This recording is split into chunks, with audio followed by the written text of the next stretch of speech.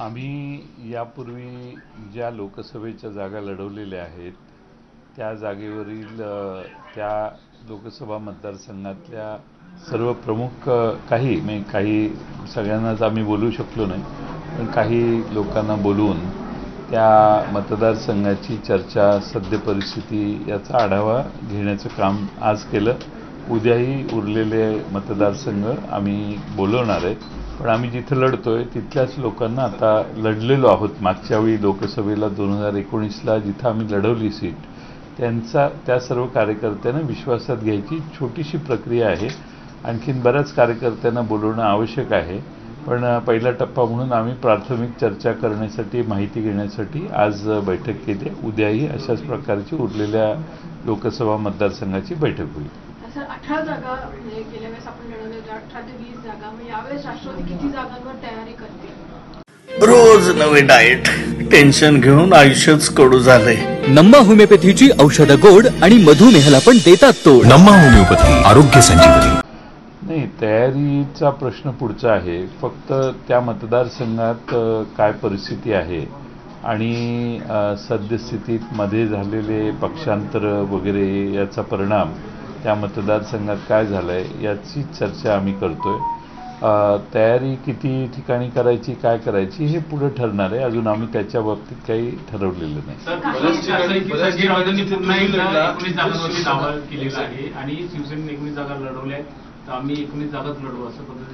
बरोबर आहे त्यांचं. त्यांनी मागच्या वेळी ज्या लोकसभेच्या जागा लढवल्या त्याची संख्या ते सांगतायत आणि त्या बाबतीत आमची, शिवसेनेची आणि काँग्रेसची अद्याप चर्चा झालेली नाही.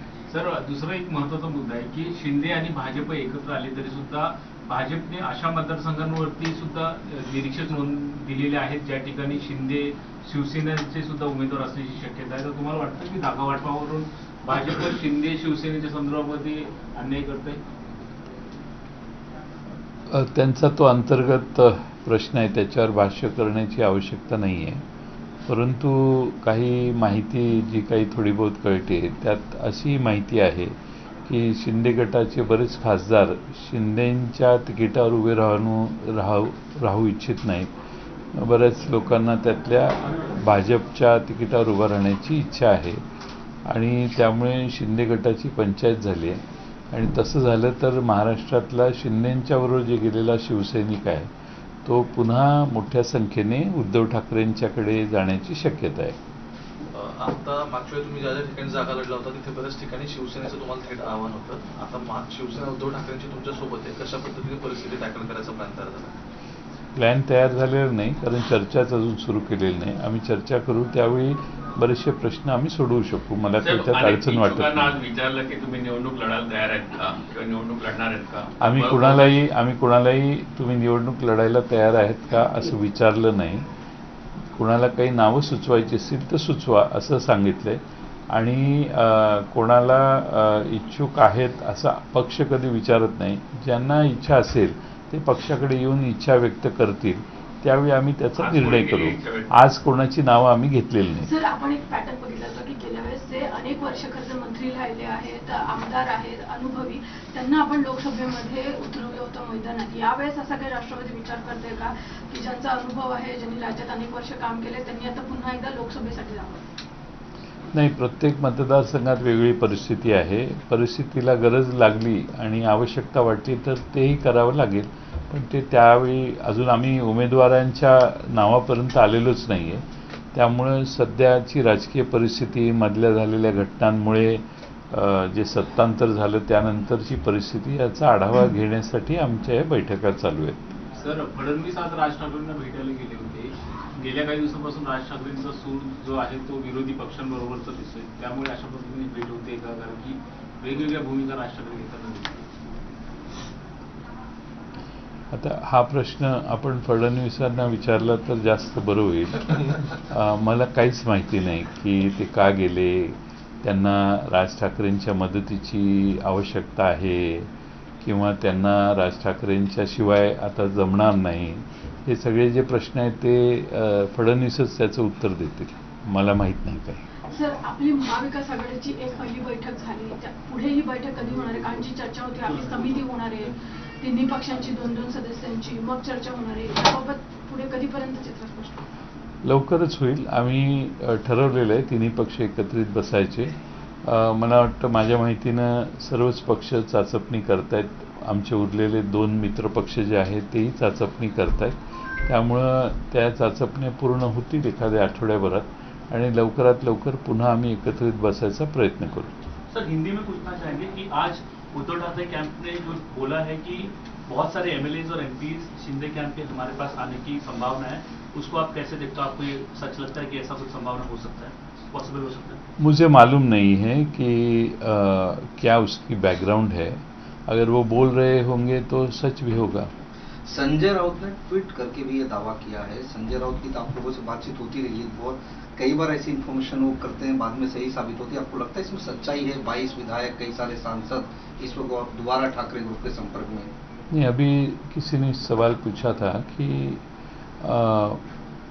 शिंदे गट और भाजपा का जो अलायंस है उसके बारे में, तो मैंने कहा था कि कुछ शिंदे गट के जो एमपी रह चुके हैं वो कुछ लोग बीजेपी के सिंबल पे इलेक्शन लड़ना चाहते हैं. तो ऐसी चीज़ हुई तो बहुत सारे एमएलएज डिस्टर्ब होके शायद वापस जा सकते हैं, कह नहीं सकते. ऐसी स्थिति तो वो जो आप कह रहे हैं वो शायद सच भी हो सकता है. सर, क्या ऐसी स्थिति बीजेपी के सिंबल पर जो जाने वाली बात आप कह रहे हैं पिछले 2-3 दिनों से खबरों में चल रही है, क्योंकि मामला भी सुप्रीम कोर्ट में है, इलेक्शन कमीशन ने चुनाव चिन्ह उन्हें दिया, लेकिन अगर सुप्रीम कोर्ट में मामला आगे बढ़ा और चुनाव चिन्ह फ्रीज हुआ धनुष्मान, तब ऐसी स्थिति निर्माण होगी ना? तभी तो बहुत हो जाएगी. लेकिन अभी इफ एंड बट पे आज बोलने की आवश्यकता नहीं है. लेकिन अब धनुष्यबाण अगर फ्रीज किया गया सिंबल, शायद वो हो भी सकता है, क्योंकि सुप्रीम कोर्ट के जो निर्णय का असर देखा जाए तो शायद ये भी हो सकता है. या शायद शिवसेना उद्धव ठाकरे गट जो है वो उनको उद्धव ठाकरे गट कहलाने की ज़रूरत भी नहीं पड़ेगी. वो शिवसेना पार्टी के नाम से ही शायद लड़ेंगे, ऐसा मुझे लगता है. क्योंकि अगर आप सुप्रीम कोर्ट के निर्णय का कोई निष्कर्ष निकाले तो इलेक्शन कमीशन ऑफ इंडिया को कौन से चौकट में निर्णय लेने की आवश्यकता है उसके बारे में भी चीफ जस्टिस और सुप्रीम कोर्ट ने कुछ कहा है. तो इसीलिए शायद अंत में जब हम चुनाव के लिए जाएंगे तो शायद शिवसेना पूरी ताकत से शिवसेना नाम से ही लड़ पाएगी, ऐसा लगता है. सर, आप लोगों की जो बैठक हुई एनसीपी की, उसमें पार्लियामेंट्री इलेक्शन को लेकर क्या चर्चा हुई?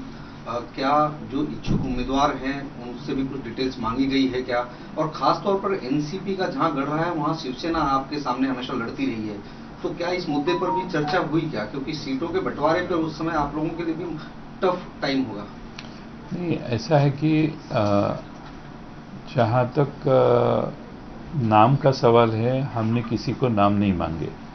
लेकिन पार्टी के पास अगर किसकी इच्छा व्यक्त की गई तो हम लोगों से पूछेंगे, कार्यकर्ताओं से उनके बारे में, उनके उस नाम के बारे में चर्चा करेंगे और हम निर्णय लेंगे. पाटिल साहब, आपसे जानना चाहेंगे क्या महाविकास आघाड़ी में सामंजस्य की स्थिति नहीं है? क्योंकि कभी संजय राउत अलग बयान दे देते हैं, वो कहते हैं कि 19 सीटें 18 सीटों पे उद्धव कैंप जो है वो चुनाव लड़ी है, तो इस बार भी हम 19 सीटों पे लड़ेंगे. तो क्या ऐसे बयानात वो जानबूझ करके दे रहे हैं या वो बार्गेनिंग पावर मीडिया के थ्रू दिखा रहे हैं? ऐसा कुछ स्टंट आपको लगता है? ऐसे कोई स्टंट नहीं, कोई ऐसी बात नहीं है. शिवसेना के सिंबल के ऊपर पिछले 2019 के चुनाव में कितने एमपी चुन के आए थे? कितने आए थे? 18. हाँ, तो उसकी बात करोगे. जो उनके सिंबल पे जो कॉन्स्टिट्यूंसीज वो जीत चुके हैं वो उनका आग्रह रहेगा ही. कोई भी किसी भी पार्टी का आग्रह रहेगा कि हमने ये इलेक्शन यहाँ पे लड़ा है, हमारे एमपीज है और वो सीट हमें लड़ने की इच्छा है, वो तो कोई भी पार्टी करेगी ना. तो इसीलिए हमारे तीनों पार्टी में कोई उसमें संघर्ष नहीं है, मतभेद नहीं है. हम साथ में बैठेंगे तब सीट का बंटवारा होगा, उसमें कोई दिक्कत आएगी ऐसा मुझे नहीं लेकिन लगता। 2019 में परिस्थितियां विपरीत थी, आज परिस्थितियां विपरीत है। उनके पास जो पहले सांसद थे वो अब उनके पास नहीं है, वो शिंदे गुट के पास है। बावजूद इसके इस प्रकार का बयान, कहीं ना कहीं आपको नहीं लगता कि लैक ऑफ कम्युनिकेशन है within the Maha Vikas Aghadi? नहीं, बहुत अच्छा कम्युनिकेशन है, कोई लैक ऑफ कम्युनिकेशन नहीं है। हम अभी इकट्ठा बैठे ही नहीं है, जब बैठेंगे तब लेन देन तो करनी पड़ती है। जो सीट का बंटवारा जब करते हैं तब कहीं हमारे लोग बहुत अच्छे चुन के आने की संभावना है, कहीं उनके है, कहीं कांग्रेस के भी है। कांग्रेस भी एक तीसरी बड़ी पार्टी हमारे राज्य में है। कोई हमारे साथी है, जो साथी हमारे साथ महाविकास आघाड़ी में आना चाहते, उनको भी विश्वास में लेके हम निर्णय करना चाहते हैं। एनसीपी कितने सीटों पर लड़ना चाहती है, इस पर चर्चा हुई? एनसीपी कितने सीटों पर लोकसभा में लड़ना चाहती है, क्या स्पेसिफिक इस पर चर्चा नहीं, कोई चर्चा नहीं हुई। लेकिन पिछले चुनाव में हम जहां जहां लड़े हैं वो सारी सीटों का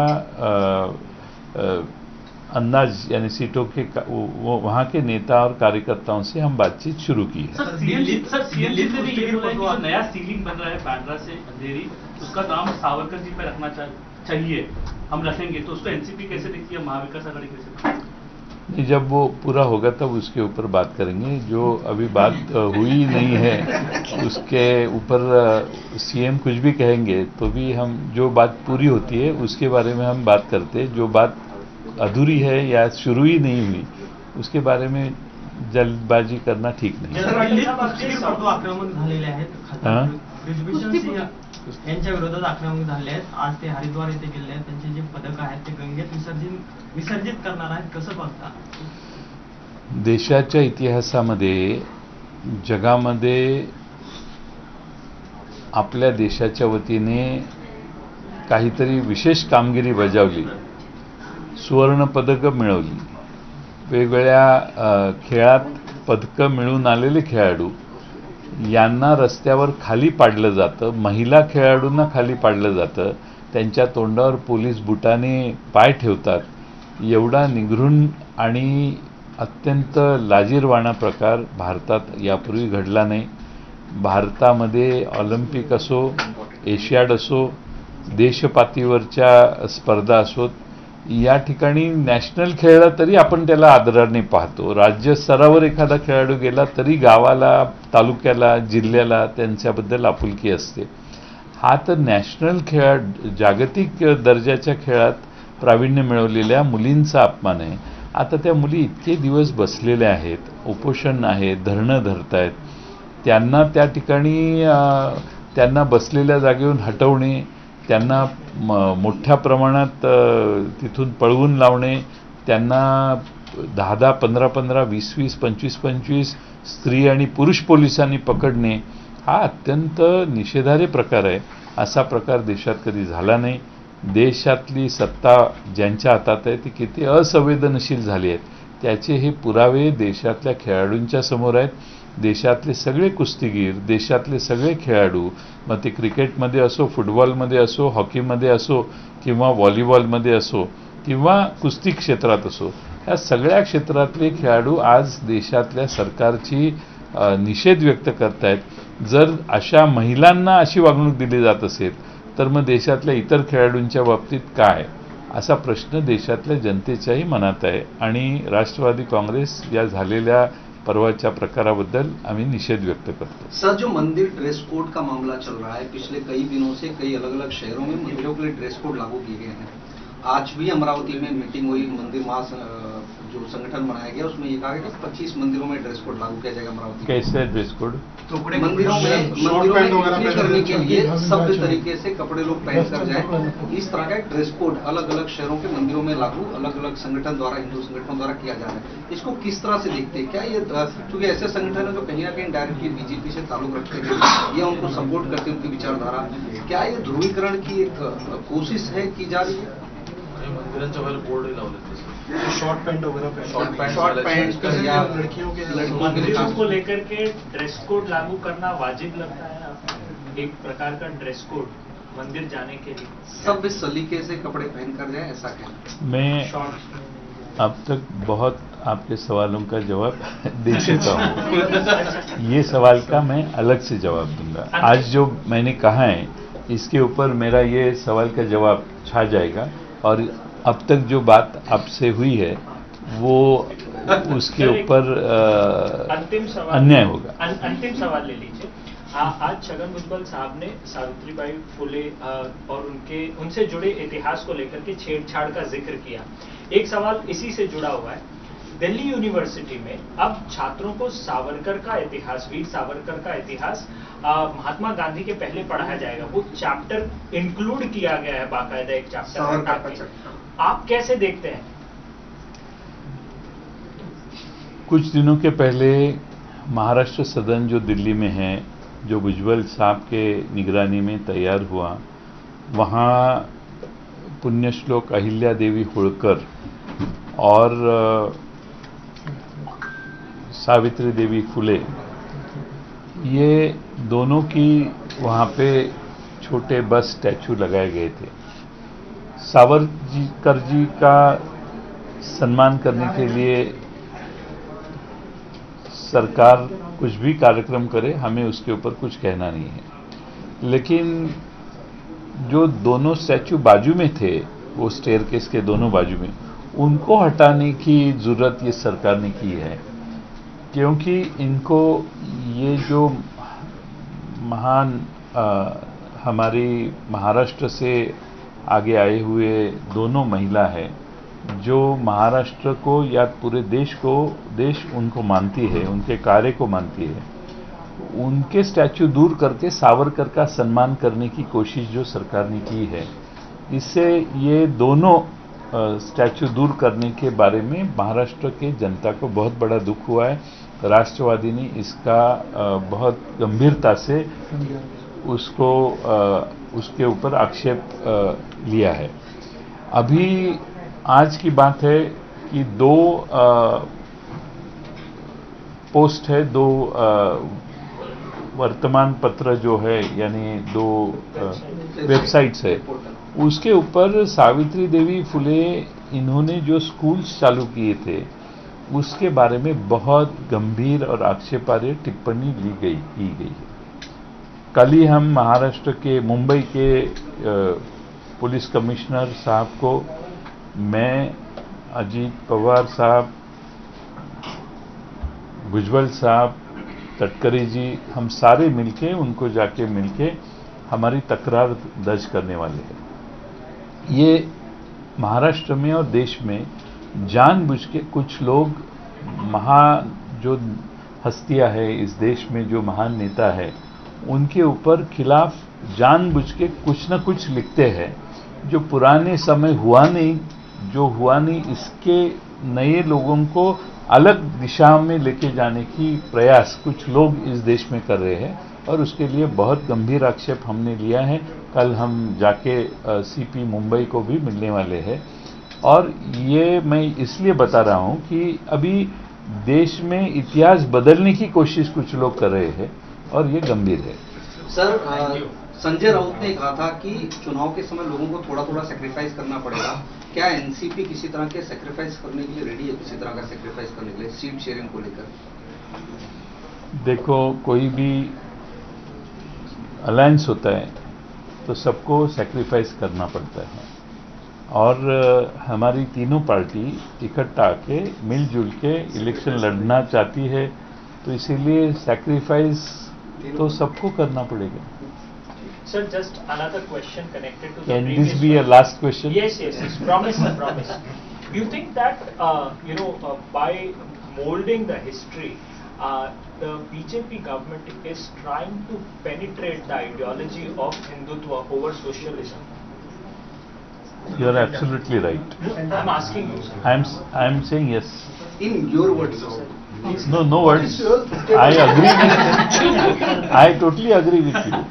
I have no any objection to what you are stating. Might in English. Sir, I request you if you could kindly speak something. Do you think that this is an attempt by the Hindu ruling party?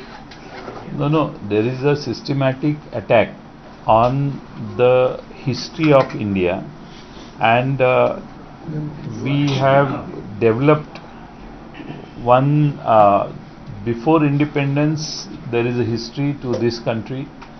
Thousands of years history we have, and after independence also there is a history. So there is the systematic attack on the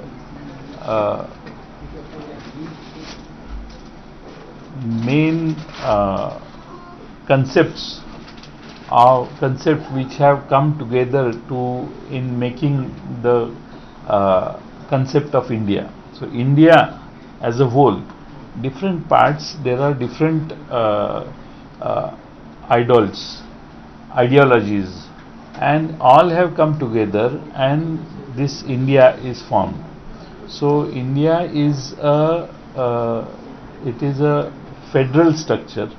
Every state has different idols, different ideology. Like Maharashtra, we have Chhatrapati Shivaji Maharaj, who is a national idol. So everybody follows their ideology, but we are all together. Never ever India saw anybody making an attempt to damage these concepts. This is happening now. So there is a systematic attempt of what you are saying. आई भवानीचा गजर म्हणजे